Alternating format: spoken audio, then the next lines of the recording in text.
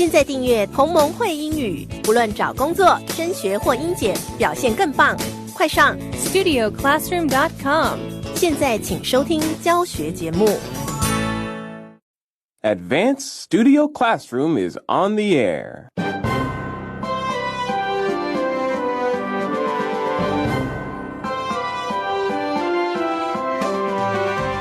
Taking another giant step for mankind today on Advanced.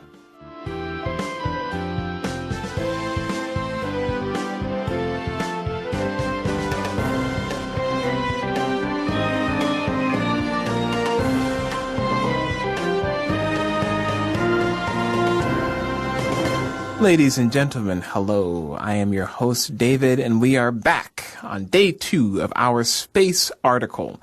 Today is February 4th, 2021, and I'm excited to be taking to the skies with all of you once again. I am joined again wonderfully by my 2 lovely panelists. Hi, everybody. My name is Hazel. And I'm Hannah. It's good to be back here today. It's good to have you back. Now, today we're going to start off our program with a question that maybe you have not been asked this question before. I will tell you that I think about this question pretty often, but that's just me. I want to know, since we are taking to the skies and going up to the very edges of space, I want to know, what is your favorite planet? We've got 8 planets in our solar system. You got Mercury, you got Venus, Earth, you got Mars, you got Jupiter, Saturn, Neptune, Uranus, right? And oh no, that's it, because Pluto's not a planet anymore, right? Yeah, so you got 8 planets to choose from. Which planet is your favorite planet? Go. I would have to say Earth. Good guess. Yeah, that's good. That's a good It's a great place to live. Mm-hmm. And in fact, I was born there, raised there. Really? It's my hometown, my home planet. Yeah. Yeah. Oh, yeah, you got to tell me what's good to go. Where's a good place to go on Earth? It takes exactly a year, which is convenient to go around the sun. Very so it's easy to convenient. keep track of time that way. And it's just yeah. a lot of benefits. A lot of water here. So you can't say that about every planet. Yeah, or any planet. Awesome. So Earth, that's a very good answer. Okay, very that's good good. answer. Yeah. How about you, Hannah? Well, when I was a kid, first studying the mysteries of the universe, I was drawn to Jupiter for the very complex reason that it's really big. Nice. And I thought that was cool. So I'd have to say Jupiter if we're talking non-fictional planet. I am reading the book Dune right now, which is soon to be a science fiction movie. And that Dune is an interesting planet, too. So that one's maybe in the running for me. Okay, all right. So Jupiter and then Dune. Yeah. That order, yeah. Oh, boy. For me, I got a couple of different answers, as you probably would guess. 8. 8? I've got 8. I've actually got 8 answers. Okay, so I'll give 2. All right. Jupiter, I think, is very cool because I want to go wind sailing on Jupiter because there are all these big billowing clouds that are moving around just around the upper atmosphere of Jupiter at incredible speeds. And if you could surf on those wind waves, oh baby, let me tell you, that'd be a pretty good time. My other answer, though, actually is Neptune. I think Neptune's cool. I don't know, it's not the most interesting looking planet, but there's something about it that's just very mysterious. It's this deep blue color. It's way out there, in the solar system, close to the outer edges of interstellar space, and there's just something kind of alluring about Neptune to me. So I would love to pay it a visit, but I'd stop at Jupiter along the way, for sure. But, we're not going out that far quite yet. At this point, we're only getting about 20 miles off of the Earth's surface, according to what we read at the end of yesterday's article. Today, we're going to be talking more about the craft itself, the capsule that will be tethered to a high-performance balloon that is taking people up into Earth's far, far upper atmosphere as part of the Space Perspective program. This little craft is called the Spaceship Neptune, which, of course, I think is pretty cool because, as I just told you, I like Neptune. We're going to be getting into our first reading here, which is going to tell us a little bit about the balloon and a little bit about how they what kinds of things are included in the capsule that will be tethered or attached to that balloon. So let's hop into our first reading now and get to know this spacecraft a little bit more.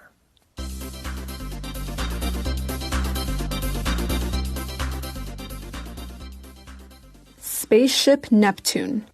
Passengers will need very little training before taking a ride with Space Perspective, McCallum said. During the flight, the interior of the capsule will be pressurized and temperature and humidity will be controlled. On board, there will be a pilot, paired with another down on Earth, who can also control the craft. A new balloon, which will be filled with hydrogen, as helium has become more scarce, will be used for each flight and materials from it upcycled. The capsule will be able to be reused on multiple missions. Renderings of the spacecraft, to be named Spaceship Neptune, depict a large capsule with a circle of seats facing out to a row of windows. Pointer and McCallum said a bar, a bathroom, and an unobstructed windowed dome at the top of the capsule will be integrated into the design.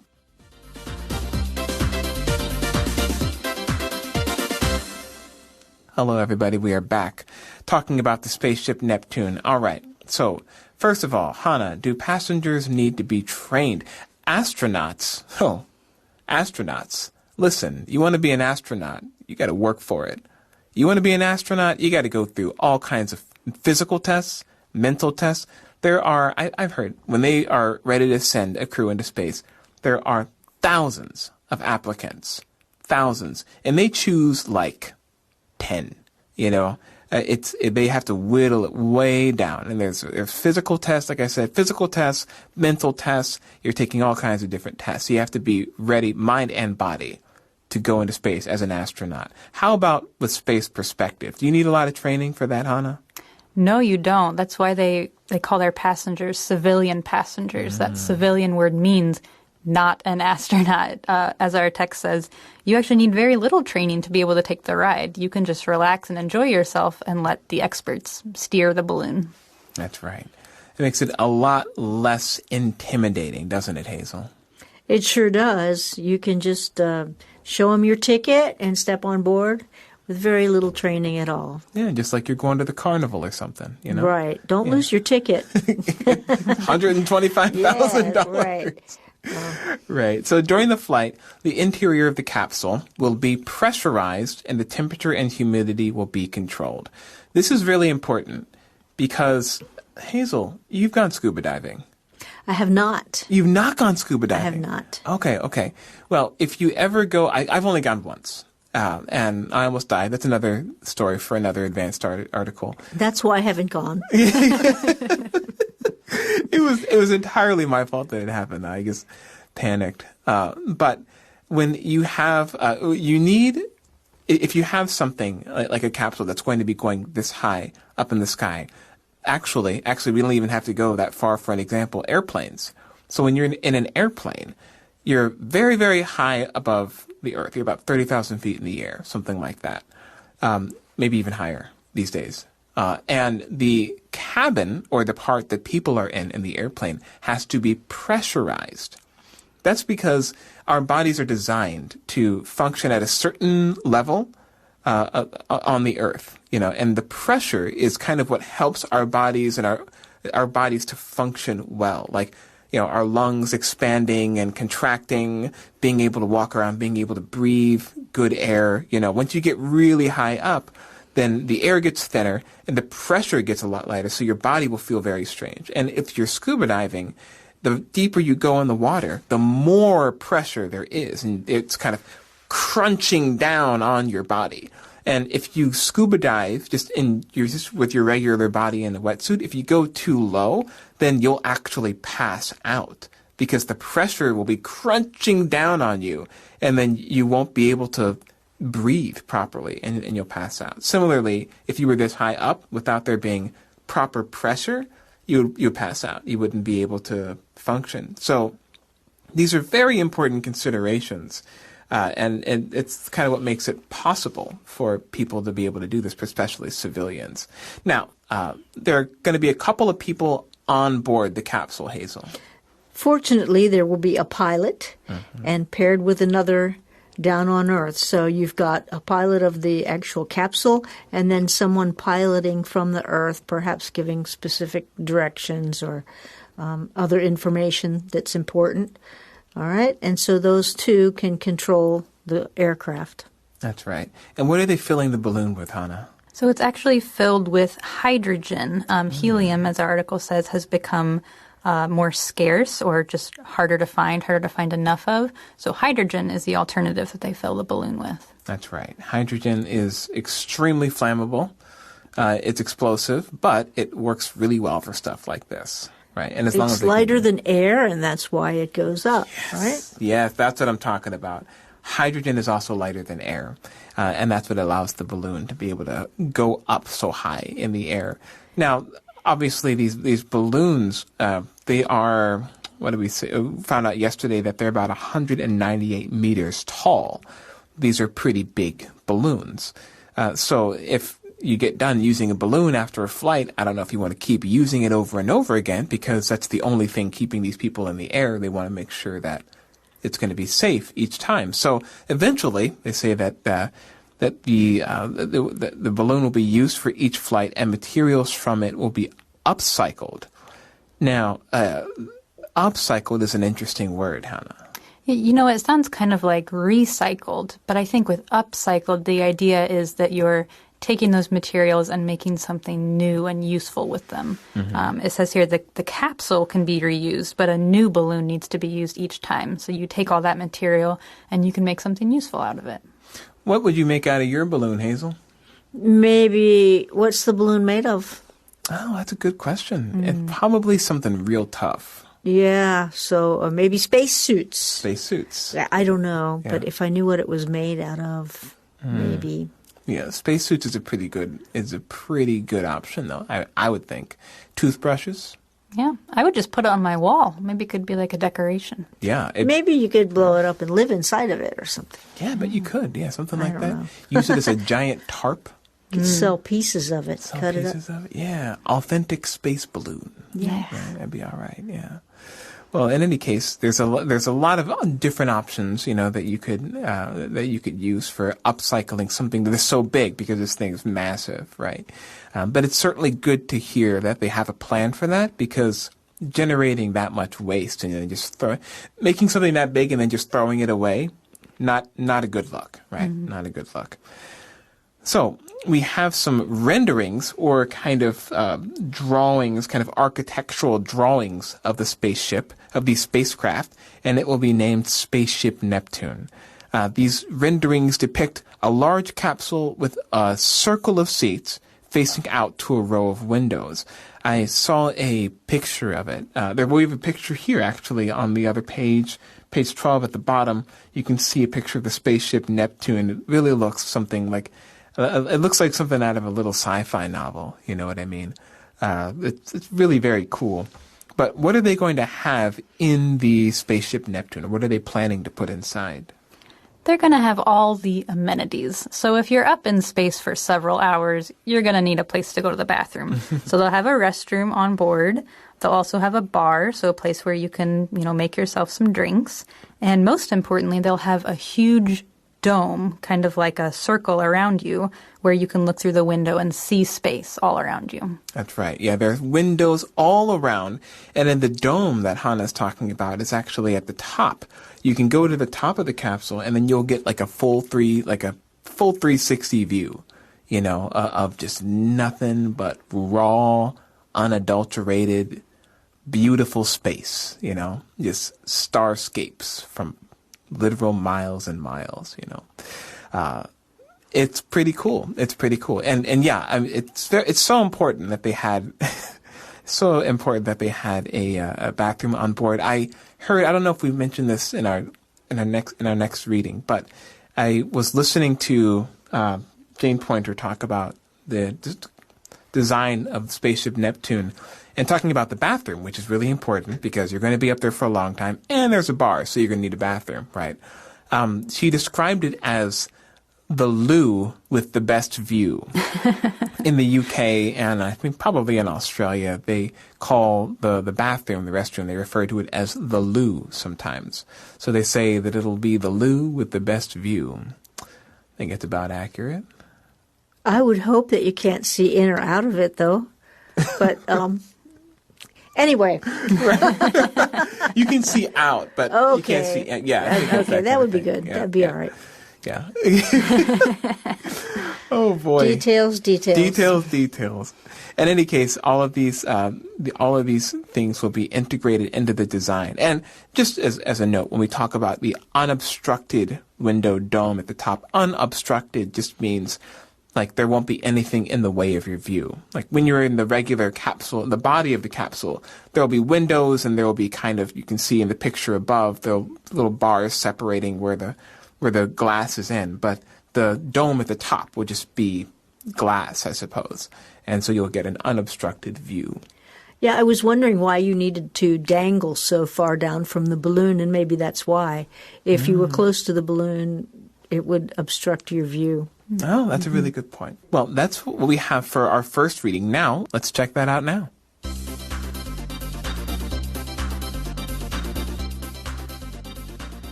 A unique couple. Pointer and McCallum plan to be on one of the first test rides. The self-taught researchers, over the years, have cultivated a somewhat eccentric reputation in the space fandom. Their celebrity originates from the 2 years and 20 minutes they spent living inside Biosphere 2, a steel and glass terrarium-like research facility that sprawled 3 acres of the Sonoran Desert in Arizona. Part of a crew of 8 men and women, Pointer and McCallum studied the survivability of the space colony simulation, farming crops, and raising animals, to evaluate if one day humans could live in similar self-sustained colonies on other planets. The experiment, hoped to be a blueprint for colonizing Mars, was widely considered a failure, marred by the crew's inability to create a livable environment, which prompted intervention from those on the outside running the experiment. But Pointer said it served as the beginning for her and her husband's journey to send people into space. "We've been working on this concept for a long time," Pointer said. "It goes all the way back to our days at Biosphere 2.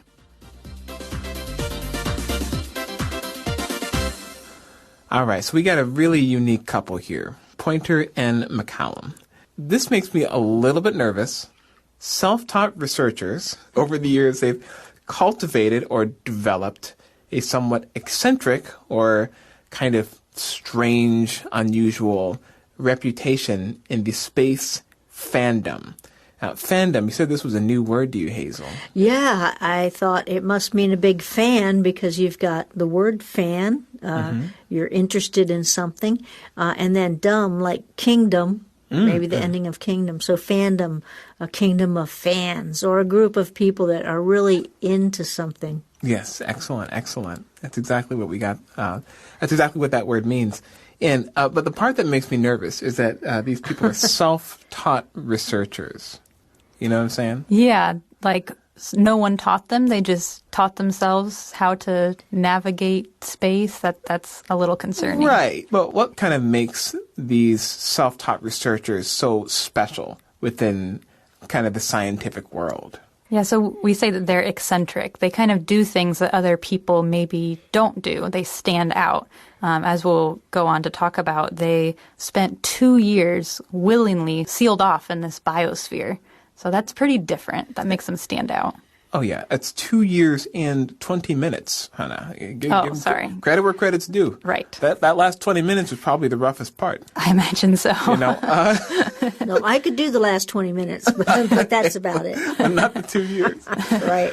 All right. So Biosphere 2 is still there, a steel and glass terrarium-like research facility that sprawled 3 acres of the Sonoran Desert in Arizona. A terrarium, What is a terrarium, Hazel? Well, a terrarium is someplace where you would keep your pet snake or maybe a little pet turtle or something. Mm-hmm. So it's like a little bit of earth with maybe some rocks and things. That's what we usually think of when we think of a terrarium. Like an aquarium, only no water but earth and soil. So this was a gigantic terrarium-like research facility. So 3 acres is pretty big area, and I looked at pictures. It really does. You can see the pictures. It looks fascinating, but I don't think I'd want to live there for more than a week or two. Yeah, for sure. Yeah, a terrarium here is referring to as Hazel described, a controlled environment. And here they had, as we talked about this, Hannah talked about this yesterday, actually, where there were multiple ecosystems contained within this giant terrarium. And, there was a desert area, there was an ocean area, there was a rainforest area. And the idea was to kind of try to create a test the survivability of a space colony. So the idea was kind of like to see whether or not they could build something like this on Mars. That's right. So they basically their day-to-day tasks were to kind of feed themselves. That was one of the main things. It took a lot of work to harvest their own food, to take care of the animals they had in there. But ultimately, they were also doing research at the same time. So they were trying to see, is this possible? Could we do this for real? And as the experiment showed, not exactly. Some things didn't work out the way they had planned. Yeah. So they say that the ultimate outcome of the experiment was that it was sort of marred by failure. Marred being kind of like, just spoiled or ruined, right? Marred by failure because they were unable to create a livable environment.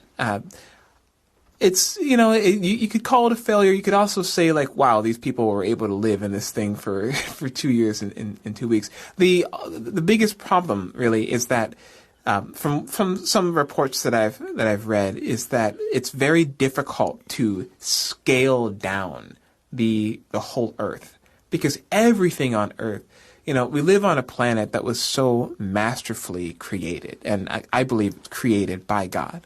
And just in his wisdom, he created a planet that is so beautifully interconnected, even down to the smallest component parts of life. And so when we're trying to take, Biosphere 1, which is planet Earth, and scale it down to this Biosphere 2 to see if we could build something like this on another planet, we simply don't have the capacity, at this point in our scientific development to understand all the different working parts, So, part of it was, they weren't able to find a way to kind of sustain themselves. By the end, they were actually running out of oxygen and food. And that, It's a bad spot to be in. That's a bad spot to be in, right? But I think I'm sure they absolutely did their best. And really, I think that the experiment itself was kind of flawed by our inability to really be able to consider all the different factors. So were they planning to live in there longer than that? Do you know? I don't know what the intended length of the experiment was, but I think the idea was to live in there long enough to prove that they could create a sustainable environment. Okay. So basically to get everything within the Biosphere 2 working in a sort of rhythm, Okay. Right, to get things in harmony. And that was what they failed to be able to do. They were running out of this. This plant species was dying out because this species was taking over. These animals were getting overhunted by these other animals. Things fell out of balance, basically. And so that's kind of what led to that. So I think that the goal of the experiment was to have a sustainable living environment. Mm-hmm. And that's kind of what didn't work out. Yeah, I think their original intent was to make it to 2 years. So in that respect, they did meet their goal, but only through bringing in outside food and outside oxygen. So I think in that sense, they failed. They actually reopened the experiment 2 years later, and another group of people went in. They only made it, I think, a few months due to outside funding and politics and ownership and stuff like that. But they actually were more successful in finding that balance that you mentioned, David, like finding a harmony inside the ecosystem that would allow them to have enough oxygen and food. So both iterations or both times of this experiment failed, but for different reasons. I see. Wow. When you fail at something like that, they've probably done a lot of research and discovered a lot of things. So, in a sense, they succeeded in knowing what doesn't work. Sometimes you need to know what doesn't work before you are successful and find out what does work. Yes, that is absolutely true. And I'd say that even extends to our self-knowledge as well. You know, sometimes we find out who we are by figuring out what we're not. And sometimes we figure out what we're not by failing to be something that we thought we wanted to be, right? Just take every opportunity to learn something about yourself and use it to keep moving forward. That's what the scientists do. That's what we can do in our daily lives as well. In any case, I like how Pointer also thinks about the Biosphere 2 experiment. She said that it served as the beginning for her and her husband's journey to send people into space. She says that they've been working on this concept for a long time, and it goes all the way back to their days at Biosphere 2.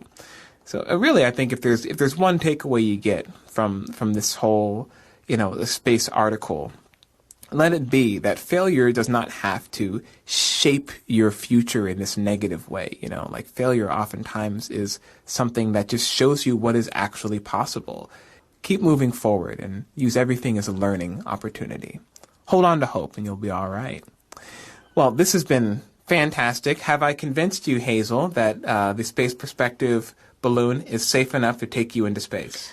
Not yet, but you still have a little bit of time left. Show me the money. I'll show you the money. Well, listeners, thank you so much for joining us. Please do, if you have any thoughts on this, if you want to know more about just kind of the way that things work here at Studio Classroom, even you can write to us at advanced@studioclassroom.com. We love to hear your feedback, and check out our features on our YouTube channel. We've got all kinds of stuff going up that we want to use to serve you guys better. Until next time, I'm David. Hazel. Hannah. And we're saying 3, 2, 1, Goodbye, blast off! everybody. Oh, blast off.